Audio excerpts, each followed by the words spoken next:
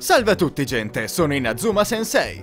Con il video di questa volta vi propongo una recensione di una delle serie animate occidentali migliori degli ultimi anni e che con ogni probabilità si gioca la posizione pure in un contesto temporale molto più ampio. Si parlerà infatti di Gravity Falls, che ormai 3 annetti fa fu la terza serie animata occidentale che mi guardai per intero. Ah, bei ricordi. Ma iniziamo dunque ad introdurla prima di addentrarci in ulteriori considerazioni. I protagonisti sono Dipper, vero nome sconosciuto a meno che non abbiate letto la copia fisica del diario numero 3, e Mabel Pines, e sono due gemelli di 12 anni che vengono mandati dai genitori in vacanza a Gravity Falls, piccola cittadina dell'Oregon, sotto la tutela del loro prozio Stan. Nonostante l'apparenza tranquilla e ordinaria, però Gravity Falls nasconde molti più misteri di praticamente qualunque altro luogo del pianeta, e in ogni episodio i due simpatici gemelli avranno a che fare con creature e fenomeni paranormali di qualsiasi genere. Riassunta così la trama, potrebbe sembrare un'opera come tante altre, una specie di Scooby-Doo, per quanto con mostri veri,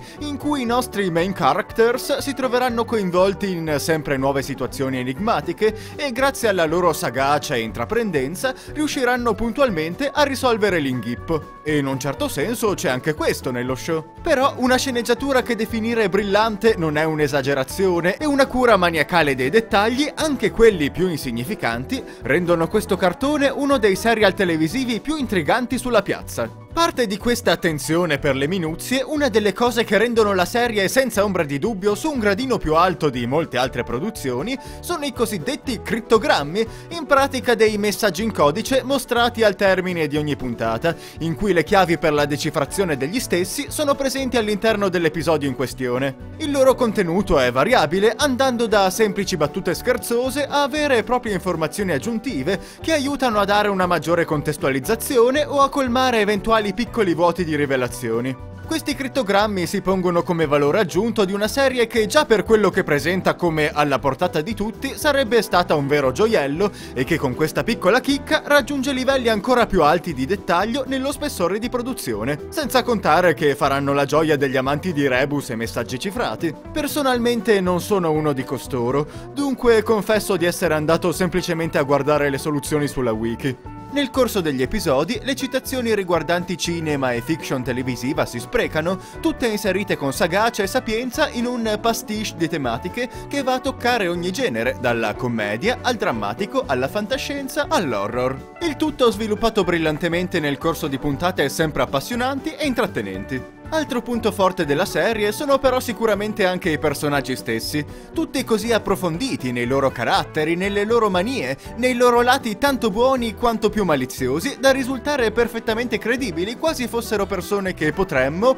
o vorremmo, anche se quest'ultima cosa probabilmente non sempre, conoscere anche noi. Il gruppo di personaggi principali è sicuramente quello su cui ci si focalizza maggiormente, ma non per questo gli altri abitanti della ridente Gravity Falls risulteranno delle macchiette fine a se stesse, in quanto nonostante a volte la spesso quasi inevitabile presenza di cliché, riescono a imporsi a loro volta come veri e propri personaggi degni di almeno un po' di nota. In un mosaico di misteri che piano piano nella serie verranno sempre più disvelati, Dipper, Mabel e allegri compagni ci faranno strada in un viaggio indimenticabile in cui rideremo, ci commuoveremo e, attenzione, commuoversi non vuol dire necessariamente anche piangere, in quanto indica semplicemente un intenso trasporto interiore, anche se non mi sembra impossibile che qualcheduno di sensibile potrebbe in certi momenti arrivare a versare qualche virile o femminile, non voglio essere sessista, lacrima. Poi naturalmente ci appassioneremo alle vicende di questi personaggi che sentiremo così vicini a noi, e al termine delle 40 puntate probabilmente non vorrete più andarvene dalla non tanto tranquilla ma tutto sommato neanche tanto malvagia Gravity Falls.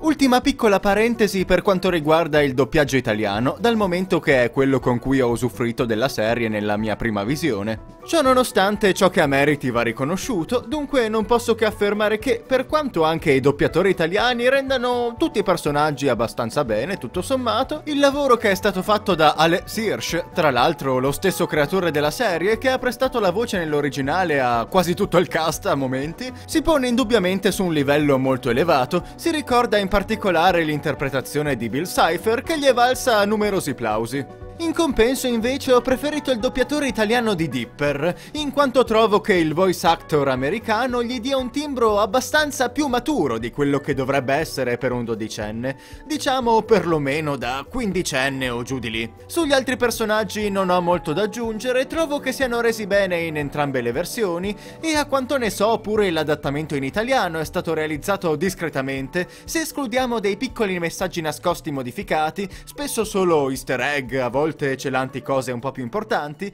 i quali però non sono stati mantenuti in quasi nessuna versione estera. Inoltre a volte ci sono delle edulcorazioni qua e là, ma per quanto diano un po' fastidio ci si può passare sopra, dai.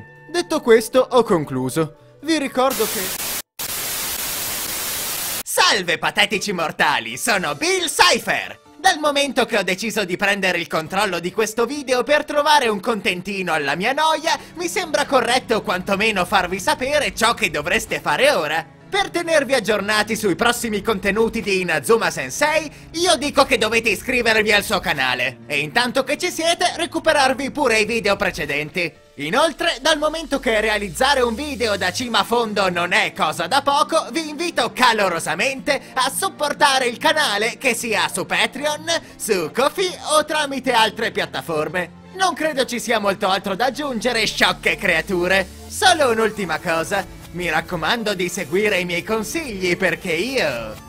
vi terrà d'occhio! Addio!